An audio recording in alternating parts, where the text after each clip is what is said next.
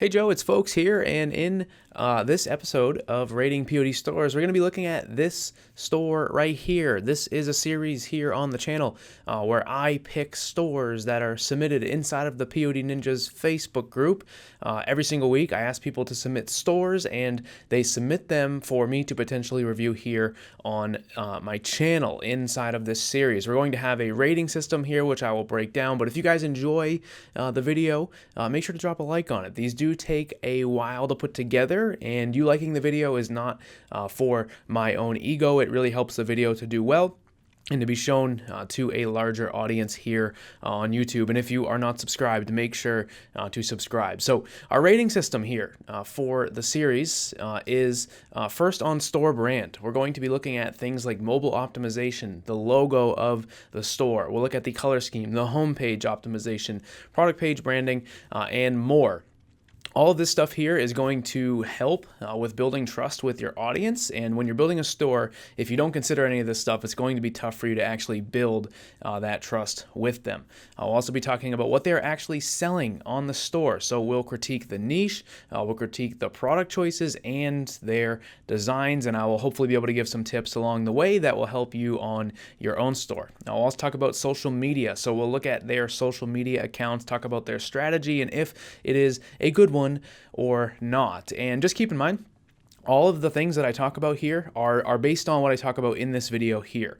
This is a video I created a little while ago to talk about the strategy that I recommend for print on demand. So when we're going through this video today, everything is going to be based on this. If you haven't seen this video, it's on my channel. Make sure to go and check it out. So let's jump into it, right? Let's take a look at the store. We'll talk a little bit about store brand here. When it comes to store brand, again, you want to make sure that things that you're doing on the store are going to build trust with your audience, right? When they land on the store, you want them to feel like they are on a real brand, not just something that was created in a weekend or something that looks super generic, okay? So the first thing we're going to talk about is mobile optimization. I think this store looks fine on mobile. I pulled it up on my phone. I didn't really see anything that would make me think that the store needs to be changed in any sort of way based on the layout on mobile. Oftentimes I see people, they will create a logo that is a weird shape, and then it creates a bunch of blank space at the top or something like that, or just the way that they have their product images or just something makes it look funny on mobile, and I didn't see any of that here with this store. Okay, the next thing is the logo. Now, I think their logo is pretty basic. It doesn't really help them out at all. It's basically just a black rectangle with white text. It doesn't really do anything for me, and I don't think it's helping this person here on the store. They do have a couple of products that have the logo, what seems to be the logo for this brand on it. I'm curious why they didn't create something like that for the actual logo on the store. Instead, they just created this really generic rectangle with white text on it, and I don't really think, like I said, it is helping them out at all. Next thing is color scheme, right? They basically have black, white, and blue here on the store. Now, this is a color scheme, right? They do have some sort of flow here. Their prices on the product page match their add to cart buttons. They have black and white all over the homepage, and I think it is definitely a color scheme, but I think some of the other things that we're about to review are going to be much more important for this store to try and improve. A lot of times color scheme comes into play when you're dealing with a really strong niche. Sometimes there's specific colors that you can use that are going to make sense for that niche, okay?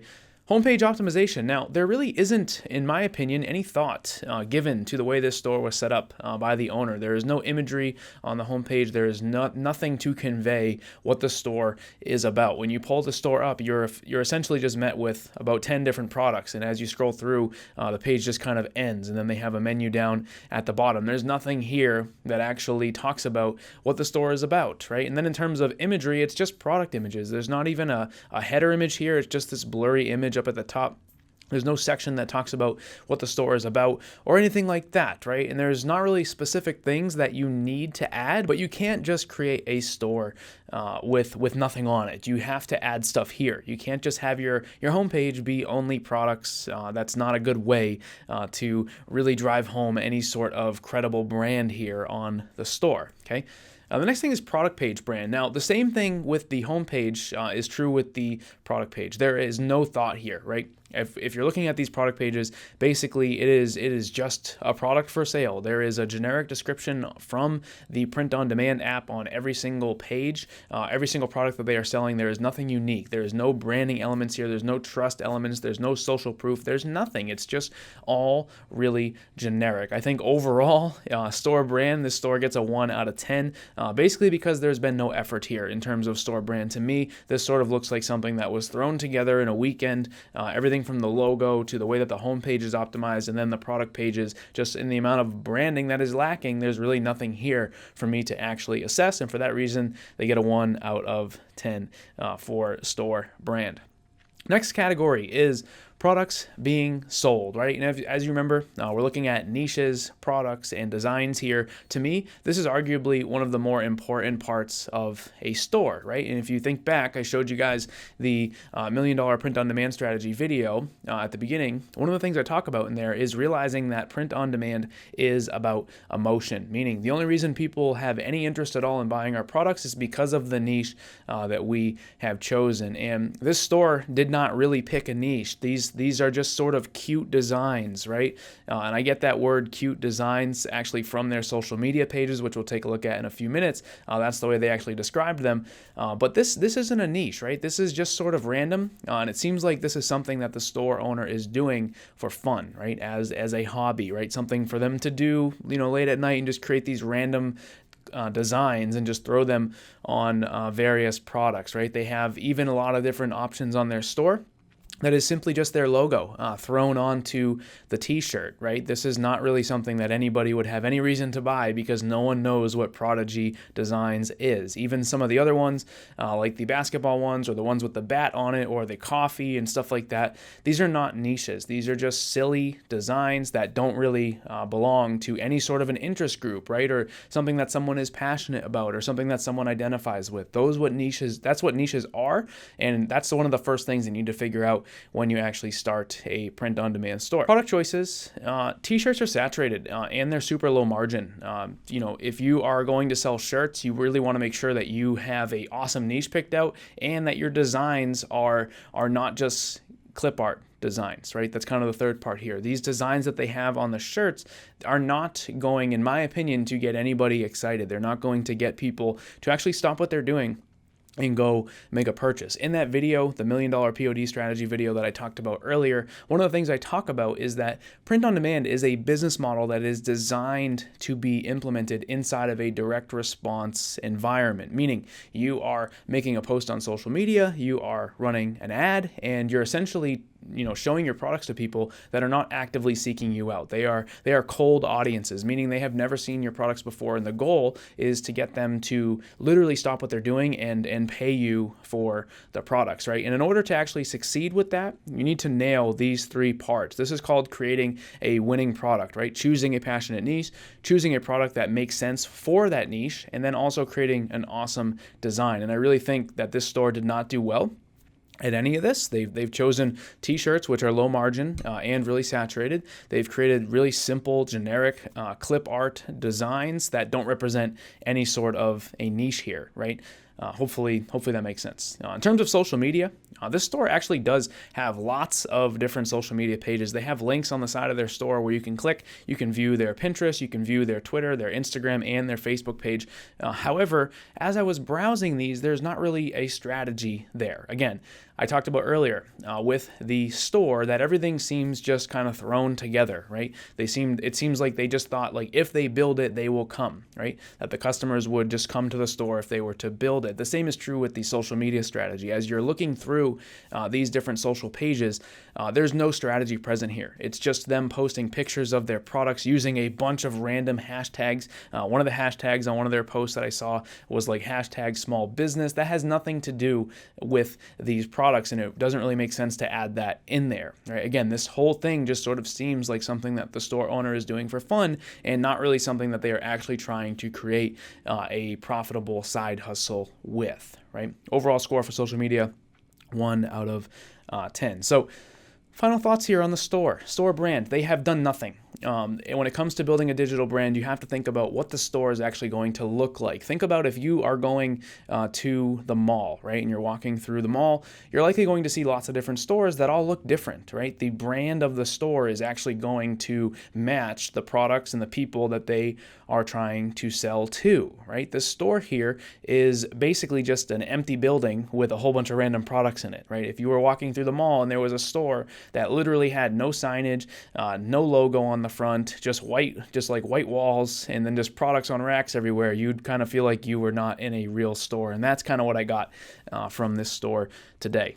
In terms of products, again, the owner seems to have created a store because they thought being a small business owner would be fun, right? And the reason I thought that was because of how they did some hashtags on their social media, right? They don't really seem to have given it much thought to me. It seems like they've sort of rushed into this idea of building out a store with a bunch of random things, with bats on them and baby onesies with their logo on it. Doesn't really make sense to me. And then in terms of social media, like I said, there's really nothing going on there. They're just putting themselves out there, posting random pictures of their stuff with a whole bunch of random hashtags, right? In terms of food for thought, right? Things to do, right? Again, when you're building a store, you need to make sure your digital brand looks nice and that you showcase that you are a real brand. Some of the things that I talked about today with homepage, you don't want to just have someone land on it. You have a generic logo at the top and a bunch of random products. You want to make sure that you actually put effort into it, that you put some great images there, maybe a great header image at the top, some good About Us section where you're actually describing what you're all about and why people should buy products for you, right? Or from you. In terms of product page brand, we talked about this store didn't really have much, right? When you're building out a product page, don't just use the generic description from the print-on-demand app. Most of you are going to be running some sort of a ad where you're going to be sending someone directly to that product page. So you really want to make sure that the branding there is solid, right? You can do that by writing a custom description. You can add additional product images and mockups to that description as well and make it really look unique. Again, in terms of products, print on demand is about emotion. If you're not nailing the niche part, you're just simply not going to be able to get the results that you want because, again, this is a direct response type of business where the niche is what is actually going to get them interested in what it is you're selling. And if you're just doing cheesy clip art designs, honestly, the store is probably going to fail. I'm surprised this store hasn't been shut down yet. I saw on their social media page that the Facebook page was created in July. So, today is September 2nd. As I'm recording this, the store has been open about 2 months or so. And I would imagine they don't have any sales yet. Social media, when it comes to running social media for a print-on-demand store, your goal would be to grow niche social media pages, right? So if you're selling in the hunting niche, you would want to create a page based on hunting and try to get people who like hunting to follow the page, and then you can promote to them down the road. You don't want to just create a social media page and just spam it with a bunch of different pictures of your products, right? So hopefully this series was cool. Like I said, if you like this stuff, if you think that this was valuable, drop a like on it. Again, that's not for my own ego. That's to make sure that the video is actually shown to people here on YouTube, and it helps the channel out. So I really appreciate it. And if you guys want a chance to get your store featured in something like this, make sure to check out the POD Ninjas Facebook group. The link to it is down in the description of this video. You can join there. You can look out for my store share post and submit yours and potentially get it reviewed in a video like this. That's all I got for today, folks. Have a good one, and thanks for watching.